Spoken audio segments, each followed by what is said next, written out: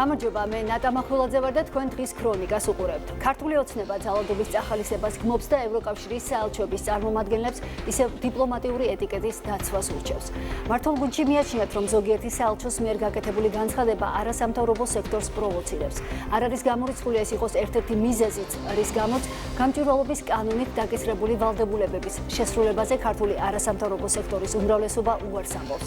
მართული გუნდი დარწმუნებულია, რომ NGO-ები, რომლებიც გამჭვირვალობის კანონის ახსრულებაზე უარს ამბობენ, პარალელურად კი ორგანიზაციის დოკუმენტაციასა და არქივის განადგურებას მიზან მიმართულას ჩადიან, უკანონობას და მცდელობა აქვთ შესაძლო დანაშაული დამალონ.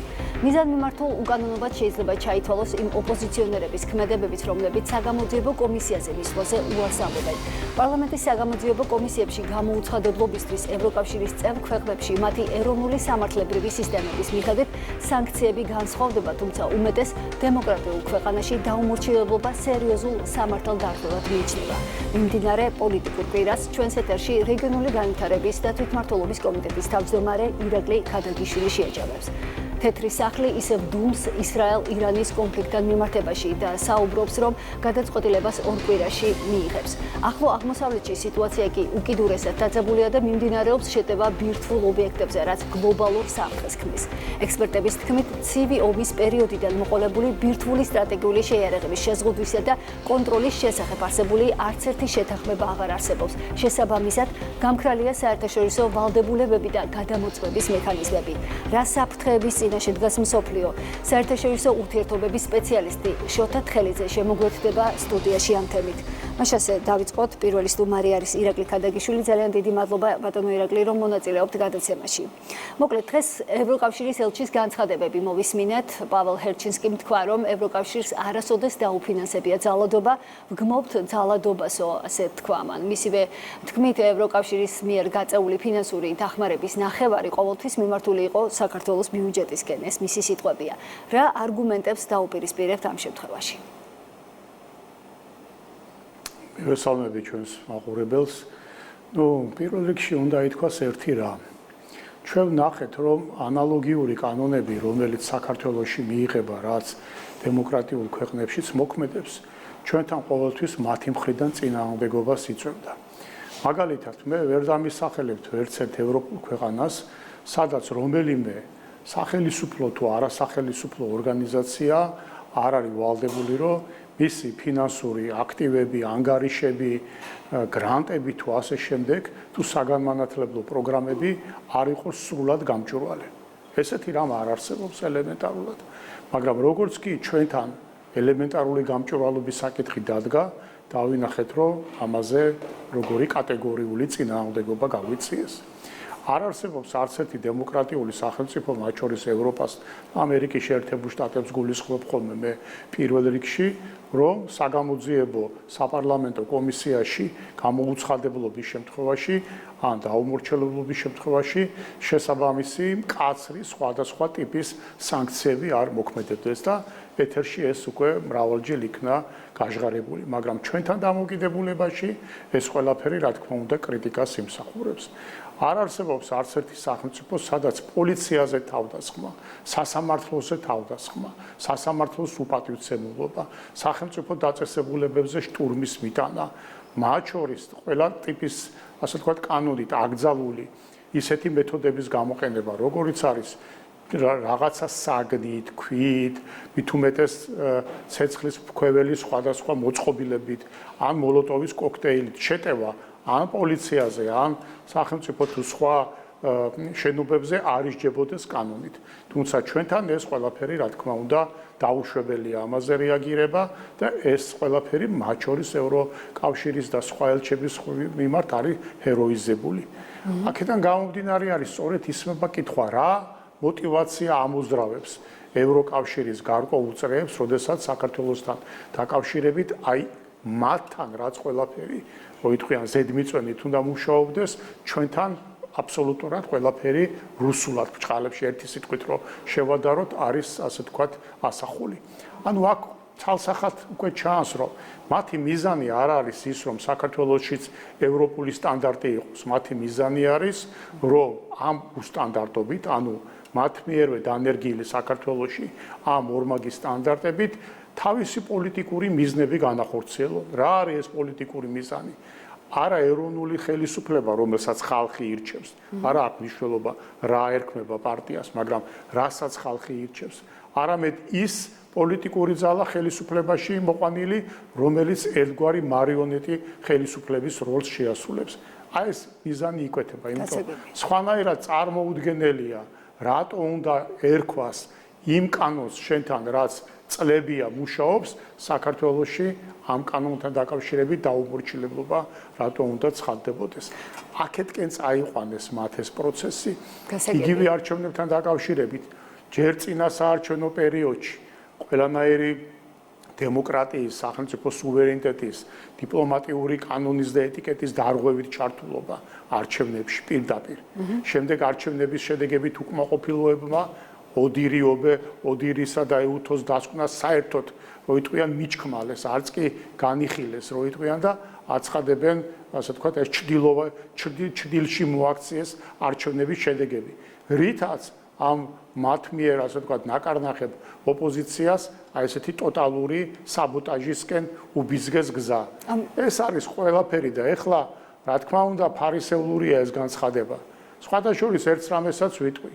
როდესაც საქართველოს კანდიდატის სტატუსი წარადგინა და მაშინ გახსოვთ ხო 12 პუნქტი იყო რეფორმებთან დაკავშირებით შესასრულებელი.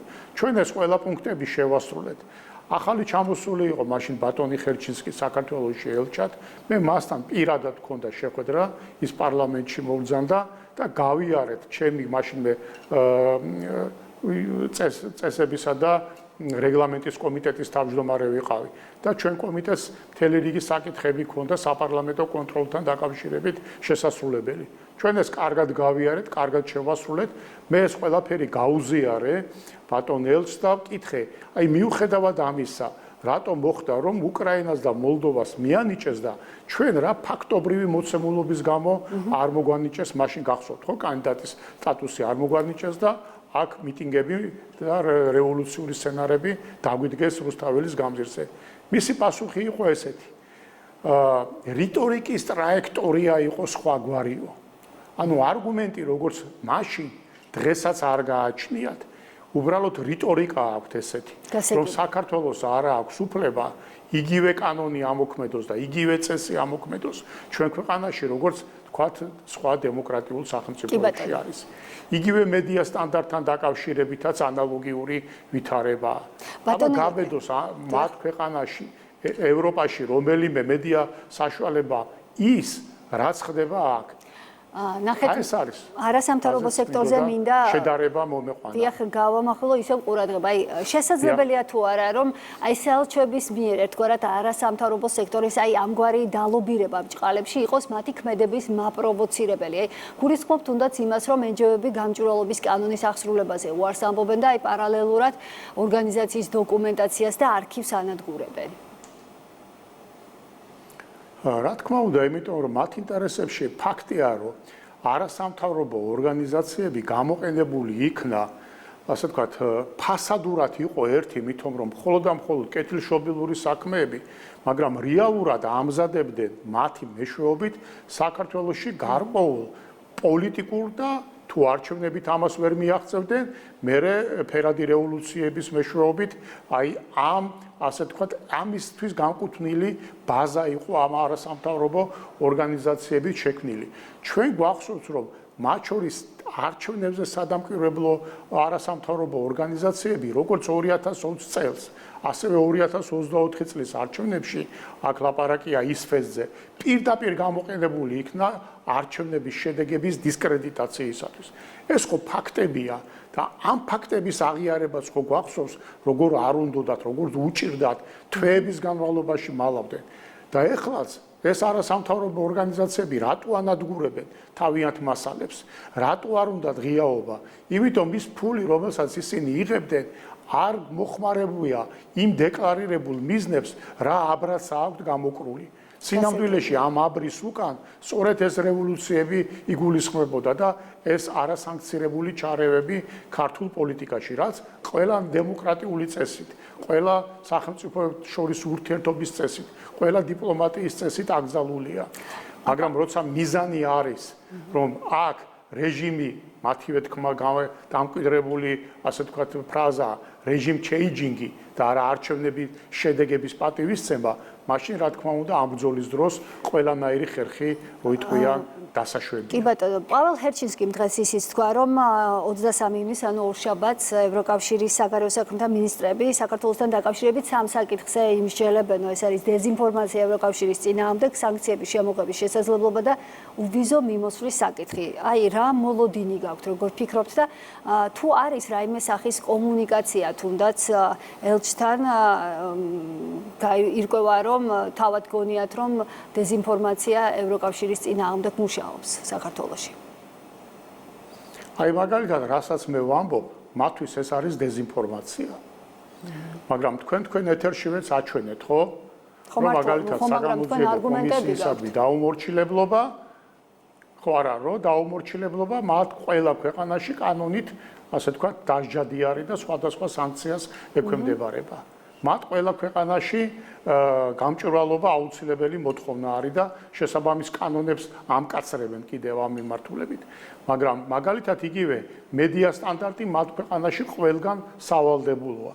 მაგრამ ჩვენთან აი ამას რო აკეთებ, ან ამაზე რო რეაგირებ, ამაზე რო აი მაგალითად მე ახლა პასუხს გცემთ, ეს არის დეზინფორმაცია ევროკავშირის წინააღმდეგ. ჩვენ უკვე გვითხრეს, ხო, რომ თურმე ნატო დაემშვიდობეთო. კი, როდესღაც ეს ლოზუნგი კიდე გამოვიყენებ თუ ამ ლოზუნგს, მაგრამ ფაქტობრივად არაო. ანუ რაღაც დაახლოებით ეგეთი სურათია, რომ ეს ევროკავშირში საქართველოს გაწევრიანება, როგორც ჩანს, მათი პოლიტიკური მიზნების მიღწევისთვის ჭირდებოდათ საქართველოში, ვიდრე რეალური ინტეგრაციის პროცესად. და ჩვენ სწორედ ამას უყურებთ დღეს. ამაშია, ასე ვთქვათ, იგივე ეს ვიზა ლიბერალიზაცია, ხო? ჯერ საქართველოს აბსოლუტურად ყველა პირობა შეასრულა, რაც სამართლებრივად საჭირო იყო ვიზა ლიბერალიზაციისათვის. ეს ერთი, ხო? მეორე, ამ ხნის განმავლობაში ერთი, როიტყვიან, დარღვევა არც ერთი ამ პირობის არ გქონია. მაგრამ როდესაც ეს მოგვანიჭეს, თან დააყოლეს, რომ მაინც არ უნდათ, რომ ეს ხელისუფლებას, ასე ვთქვათ, პლიუში ჩაწეროდა. ამბობდნენ, რომ ეს ჩვენ ქართველ ხალხს მივანიჭეთო. დღეს მიტინგზე რო დგას ევროპის დღეებთან დაკავშირებით და ქართველ ხალხს რო ულოცავს და ქართველ ხალხს რო ეფერება, ხვალე ორშაბათს იტყვიან, რომ ამ ქართველ ხალხს უნდა წავართვათ ვიზა ლიბერალიზაცია. და აი ამას რო ვამბობ მე, ეს არის ასე ვთქვათ, ანტიევროპული პროპაგანდა. აი ამაში არის სწორედ, რომ უკვე თავისივე წესებში არიან აბნეულები და აშკარად ჩანს, რომ მათ შორის ვიზა ლიბერალიზაცია დღეს ისევ საქართველოში პოლიტიკური ვითარების დასამძიმებლად და ვითარების გასაუარესებლად ჭირდებათ ამ ვიზა ლიბერალიზაციის გარშემო ეს სპეკულაცია. ბატონო ირაკლი, ხა თქვენ საუბრობთ იმაზე, რომ ეს არის გარკვეულწილად მიზანმიმართულად საქართველოს კანონმდებლობის დარღვევის მცდელობა. მაგრამ იგივე შეიძლება ვთქვათ, მაგალითად რადიკალებზეც, რომლებიც არ ცხადდებიან საგამოძიებო კომისიაზე. მაგალითად მომავალ კვირაში დაბარებულია უკვე მეორედ გიორგი გახარია, ასევე მამუკა ხაზარაძე, მისვლას ისინი არ გეგმავენ.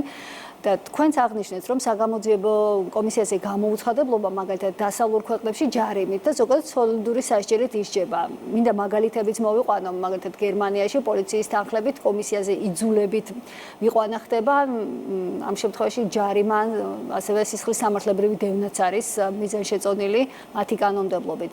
საფრანგეთში სასჯელი ჯარიმას ან 2 წლამდე თავისუფლების აღკვეთას ითვალისწინებს. აი თუ ეს დასავლეთში ასეა და მიღებულია, დაშვებულია, რატომ არის სპეკულაციების საგანი საქართველოში, როგორ ფიქრობთ და პოზიციონირება ამ შემთხვევაში ოფიციალური თბილისის მხრიდან როგორ უნდა იყოს? რა არის, რომ ჩვენ უნდა დავიცვათ ის კანონები, რომელი კანონებიც ჩვენ ქვეყანაში მოქმედებს და მით უმეტეს, რომ ეს კანონები არის შეიძლება ირქვას თუ სარკისებრად არა, ეხა ფარა სარკისებრად გადმოღებულია და მთელი რიგი კანონები გვაქვს, რომელიც არის ანალოგიური შესატყვისი თავისი სამართლებრივი ხასიათით და სულისკვეთებით ევროპული და დემოკრატიული კანონებისა. ამიტომ პოლიტიკურ სპეკულაციებს არ უნდა გავყვეთ. ჩვენ უნდა კანონი ვაკანონოთ. იმიტომ ჩვენ მაგალითად, როდესაც უგულავა იყო, ბარამია იყო, მიკამელია იყო, გვეუბნებოდნენ, ხო, გამოუშვით ციხიდან, ეს ნახეთ, როგორ დააწყნარებს ვითარებას, როგორი პოლიტიკური პროცესები კარგად წავა. ვაკეთებდით ამას ყველაფერს. კანონს რო იტყვიან შუაგზაზე ვაჩერებდით, იმიტომ რომ ამას ჩვენი ევროპელი პარტნიორები გვირჩევდნენ და გვეუბნებოდნენ, რომ ეს იქნებოდა, რო იტყვიან ლაჟვარდოვანი პოლიტიკური მომავალისთვის აუცილებელი. ყველა ესეთი გადადგმული ნაბიჯი გამოყენებული იქნა შემდგომ იმისათვის, რომ საქართველოში მორიგი დესტაბილიზაციის კერები და მორიგი ფერადი რევოლუციის, ასე ვთქვათ, წინაპირობები და ქმედებები განეხორციელებინათ. ამიტომაც არის, რომ უნდა კანონმა იკანონოს, თუ არ მოექცა საბოლოო ჯამში პოლიტიკა, არასამთავრობო სექტორი, მედია, საზოგადოება დემოკრატიული კანონების აღსრულების და პატივისცემის აი ამ პროცესში, წინააღმდეგ შემთხვევაში, რა თქმა უნდა, ქვეყანა მუდმივად სხვადასხვა მიზეზით, სხვადასხვა ასე ვთქვათ, საჭიროებებიდან გამომდინარე, იქნება გარე თუ შიდა პოლიტიკური ძალების მხრიდან მუდმივი რყევების და დესტაბილიზაციის არენა. ამიტომ საქართველოს ვერაზროს ვერც ასეთ პირობებში ვერც ევროკავშირის წევრი ვერ გახდება და ვერც განვითარებას ვერ გააგრძელებს. ამიტომაც არის, რომ კანონი, რომელიც ქვეყანაში მოქმედებს და ვიმეორებ, მით უმეტეს დემოკრატიული სტანდარტების შესაბამისი კანონი, ის უნდა აღსრულდეს. ამას ალტერნატივა არცერთ დემოკრატიულ ქვეყანაში არ გააჩნია, სადაც ეს აღარ იმოქმედებს, იქ აღარც დემოკრატია იქნება, აღარც ადამიანის უფლებების დაცვა და აღარც ქვეყნის განვითარება ბუნებრივია. ერთი კითხვა მაქვს თქვენთან და მოკლედ თუ შეიძლება რომ მიპასუხოთ. აი არჩევნებამდე სულ ცოტა დრო რჩება. აი გამორიცხავთ რომ მაგალითად გახარიას გუნდის წევრები მანამდე შევიდნენ საკანონმდებლო ორგანოში. აი მომდევნო 12 კაცს გულისხმობ. სიის მიხედვით. არ არის გამორიცხული, რა თქმა უნდა, იმიტომ რომ საშემოდგომო სესიაზე პარლამენტი უკვე რო იტყვიან რეგლამენტის მოთხოვნიდან გამომდინარე კენჭს უყრის და გააუქმებს უფლებამოსილებას ამ 12 წევრისა, მაგრამ იმის გამო რომ მათ თავისი სია ჩახსნილი არ აქვთ ცენტრალურ საარჩევნო კომისიაში, მათი პარტიული სია მოქმედი არის, ალბათობა იმისა, რომ სხვა 12 პირი შემოვიდეს ამ სიიდან პარლამენტში ძალიან მაღალი არის. აქედან გამომდინარე, უკვე მათ შორის პარტიის ლიდერშიპს, მე გახარიას პარტიაზე მაქვს საუბარი, აღარ აქვს სამართლებრივი უფლება, რომ რომელიმე სიის შემდგომი წევრის შემოსვლა სამართლებრივად დაბლოკოს. ამიტომ ალბათობა იმისა, რომ ყველა ერთად პარტიული გადაწყვეტილებით ან ინდივიდუალური გადაწყვეტილებით შემოვიდნენ პარლამენტში, საკმაოდ მაღალია. კი ბატონო, ძალიან დიდი მადლობა. ჩვენს ეთერში საუბრობდა ირაკლი ქადაგიშვილი, რეგიონული თვითმმართველობისა და თვითმმართველობის კომიტეტის თავმჯდომარე.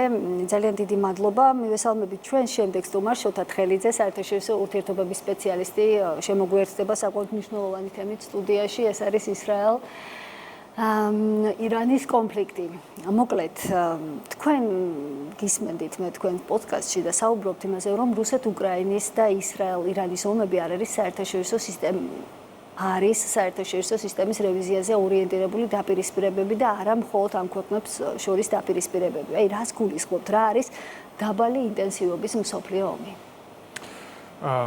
ბოლო წლებში ჩამოყალიბდა ესეთი გეოპოლიტიკური სიტუაცია, როდესაც ჩვენ ვხედავთ საერთაშორისო სისტემის ტრანზიციას. აქამდე ბოლო 30 წელიწადი იყო სამყარო უნიპოლარული, სადაც მხოლოდ ერთი ჰეგემონია არსებობდა შეერთებული შტატების სახით, თუმცა გაჩნდა საერთაშორისო სისტემაში რევიზიონისტული ძალები, რომლებსაც არ მოსწონთ ეს უნიპოლარული სამყარო. ეს არის პირველ შემთხვევაში ჩინეთი, რომელიც უკვე ეკონომიკურად პრაქტიკულად გაუთანაბრდა შეერთებულ შტატებს, ტექნოლოგიურადაც განვითარების კუთხით და ასე სამხედრო თვალსაზრისით ჯერ კიდევ რჩება რუსეთი, ასე ვთქვათ, მესამე აქტორად საერთაშორისო ასპარეზზე. აი ამ დაპირისპირებამ გამოიწვია ეგრეთ წოდებული ძველი თეორიების დღის წესრიგში დაბრუნება გულისხმობ ეგრეთ წოდებულ ჰარტლენდის და რიმლენდის დაპირისპირებას, სადაც რიმლენდის მეშვეობით, რომელიც გარს არტყავს ჰარტლენდს, ეგრეთ წოდებულ, სადაც დღეს რუსეთი და ჩინეთი მდებარეობს, აი ამ რეგიონში სარტყელში უნდა დაიწყოს გარკვეულწილად არასტაბილურობის კერები, რომლებიც შეაკავებს სამომავლოდ აი ამ რევიზიონისტული ძალების აღზევებას მომავალში. აი ზუსტად აი ამ რიმლენდის სარტყელში ხდება ის კონფლიქტები, რომელსაც დღეს ჩვენ უყურებთ, პირველი ეს არის ამ შემთხვევაში უკრაინის შემთხვევა, უკვე გაღვივებული ირან-ისრაელის დაპირისპირება და ტაივანის საკითხიც ესეც არის აი რიმლენდის ნაწილად მოიაზრება და ჩვენ ეს პერიოდულად ხედავთ აი ამ აფეთქებებს, რომლებიც არ არის ერთჯერადი დაპირისპირებები, ეს არ არის როგორც ვახსენე ამ ორ ქვეყნებს შორის დაპირისპირებები, ეს არის უფრო ფართო გაგების კონფლიქტები და ეს იმაზეც მიანიშნებს, რომ პრაქტიკულად ჩვენ ხედავთ ბოლო დღეები, რომ შეერთებულ შტატებს გადაწყვეტილი აქვს, რომ ისრაელ-ირანის კონფლიქტში ჩაერთოს. ამ კუთხით მინდა გკითხოთ, შესაძლებელია ვიხილოთ მაგალითად პროქსი ომი ირანის ტერიტორიაზე, თუ შტატები ჯერ დუმს და ამბობენ, რომ მომდენო 2 კვირის განმავლობაში მივიღებთ გადაწყვეტილებასო. და აქვე მინდა გკითხოთ, ამ შემთხვევაში რა საფრთხის წინაშე დგას გლობალური მსოფლიო, თუ ეს კონფლიქტი გაფართოვდა, ასე ვთქვათ, და სხვადასხვა ქვეყნები ჩაერთნენ, აი ვიცით მაგალითად პაკისტანის პოზიციაც გაცხადებულია, ნაწილობრივ თურქეთის პოზიციაც. ამ შემთხვევაში რა სურათს მივიღებთ? ბოლო დღეების სიტუაციას თუ დავაკვირდებით, ჩვენ არათუ პროქსი ომი, არამედ შეიძლება უშუალო კონფლიქტიც ვიხილოთ, ანუ თუ შეერთებულ შტატებს პრაქტიკულად გადაწყვეტილი აქვს ამ ომში ჩართვა, ჩვენ აი ეს ბოლო წუთების ინფორმაცია არის, რომ აი ეს B2 ტიპის ავიაგამანადგურებლები, ავიაბომბდამშენები უკვე დაიძრნენ შეერთებულ შტატებიდან, ის მიდიან გუამის ბაზაზე წყნარ ოკეანეთში და შემდგომ ისინი გადავლენ ინდოეთის ოკეანეში დიეგო გარსიას ბაზაზე. მსგავსი ტიპის ავიაბომბდამშენები ძალიან იშვიათად ერთვებიან საქმეში, რაღაც გამონაკლის შემთხვევების გარდა და ეს შემთხვევით ახლა ამ ხელა მანძილს უბრალოდ არ დაფარავენ, ანუ შეიძლება ვთქვათ, რომ ეს პროექტი, ანუ გეგმა უკვე აქტივიზებულია ირანთან, ასე ვთქვათ, უშუალო კონფლიქტში შესვლა. და რატომ ხდება ახლა ეს? ბოლო დღეების პროცესებმა აჩვენა, რომ ისრაელს დამოუკიდებლად ირანთან კონფლიქტში შესვლა არ შეუძლია და პრაქტიკულად ბენიამინ ნეთანიაჰუმ დღის ფაქტის წინაშე დააყენა შეერთებულ შტატები. მან ერთპიროვნულად დაიწყო ეს თავდასხმა და უკვე შეერთებულ შტატები იძულებულია ჩაერთოს ამ კონფლიქტში, გამომდინარე იქიდან, რომ ასე ვთქვათ, თუ არ ჩაერთვება, მაშინ ისრაელს პრაქტიკულად შეიძლება ვთქვათ, რომ სტრატეგიული მარცხის წინაშე აღმოჩნდება. გამომდინარე იქიდან, რომ ის ვერც ერთ მიზანს ვერ მიაღწევს, რის გამოც დაიწყო ეს კონფლიქტი, გულისხმობ ბირთვული პროგრამის განეიტრალებას, რაც იყო ოფიციალური მიზანი და ასევე არაფორმალური მიზანი და უფრო დიდი მიზანი ამ შემთხვევაში ეს არის თეოკრატიული სისტემის ცვლილება ირანში. თუ ეს მიზნები არ მიიღწა, უკვე ჩდება საკმაოდ კრიტიკული კითხვები ბენიამინ ნეთანიაჰუს მიმართ და ასევე მისი პოლიტიკური პასუხისმგებლობა, თუ რატომ დაიწყო ამ მსგავსი კონფლიქტი, თუ არ ქონდა, ასე ვთქვათ, საბოლოო მიზნის მიღწევის გეგმა. ჩვენ ხედავთ, რომ აი ეს ისტორიაში პირველად უპრეცედენტო დაბომბებს უყურებთ თელ-ავივის და ჰაიფას და გარკვეულწილად უკმაყოფილება იზრდება ამ შემთხვევაში ისრაელში. ანუ ეს სტრატეგიული მარცხი რო ავირიდოთ თავიდან, ანუ ისრაელმა აერიდოს თავიდან, შეერთებულ შტატები ზუსტად ამიტომაც არის იძულებული, იმიტომ რომ ეს არის მთავარი მოკავშირესაც ვერ დავარქმევ. შეიძლება ვთქვათ, რომ ისრაელი არის შეერთებულ შტატების ნაწილი ახლო აღმოსავლეთში. ამიტომ ის სტრატეგიული მარცხი შეერთებულ შტატებში მოხდება ძალთა ბალანსის გადანაწილება ზოგადად და მაინც სამომავლო თემა ესე პირდაპირ გადაჭრით ვერ ვიტყვით გასაგებია ეს თქვენი მოსაზრება, მაგრამ ვნახოთ დაველოდოთ მოვლენებს ნუ გავუსწრებთ წინ. ამინდა გკითხოთ, ამ შემთხვევაში თქვენ საუბრობთ, რომ ეს საკმაოდ ისეთი ძლიერი იარაღის არსენალია. არსებობს თუ არა საფრთხე, რომ ბირთვული იარაღის გამოყენების მცდელობა ექნება რომელიმე ქვეყანას და ამ შემთხვევაში რა შედეგს მიიღებს მსოფლიო? ორი მიმართულებით არსებობს საფრთხე. პირველი ეს მოსაზრება უკვე გაჟღერდა შეერთებულ შტატების მედიაში, რომ არსებული ეს ბუნკერსაწინააღმდეგო ბომბებმა შეიძლება ვერ მიაღწიოს საკუთარ მიზანს, გულისხმობ ფორდოუს ბირთვული რეაქტორი, ურანის გამომდიდრებელი ქარხნის აფეთქებას, გამომდინარე იქიდან, რომ მისი სიღრმე აღემატება იმ სიღრმეს, რაც შეუძლია ამ ბუნკერსაწინააღმდეგო GBU-47 ტიპის ბომბს აფეთქოს. ამიტომ ესეთი მოსაზრებაც გამოითქვა, რომ ხო არ გამოიყენოს შეერთებულმა შტატებმა, ასე ვთქვათ, ტაქტიკური მცირე რადიუსის შემცველი ბირთვული იარაღი ამ შემთხვევაში. ეს ერთი მიმართულება და მეორე მიმართულება შეიძლება თუ დავხატავთ სცენარს, თუ მაგალითად შეერთებულ შტატების ჩართულობის შედეგადაც ირანის ასე ვთქვათ წინააღმდეგობა არ შეჩერდა ან არ ჩამოიშალა თეოკრატიული სისტემა და ის ასე ვთქვათ ასახული მიზნები არ მიიღწა დროულად, შეიძლება ისრაელმა ასე ვთქვათ გამოიყენოს ესეთი